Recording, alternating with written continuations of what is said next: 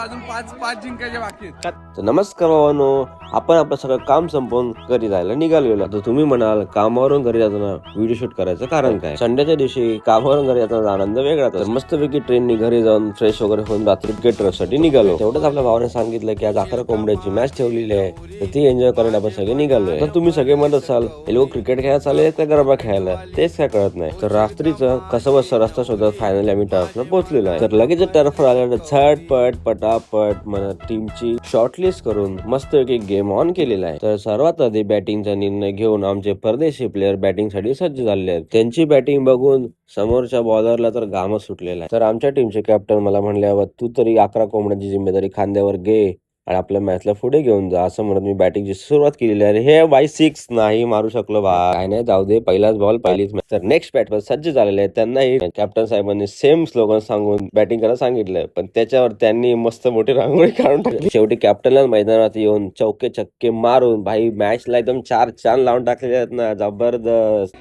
बाबा पहिली मॅच जिंकलो. पहिली जिंकलो, अजून पाच पाच जिंकायचे बाकी आहेत. खतरनाक खतरनाक मॅच चालू आहे. बोल मॅच चालू आहे. विकास.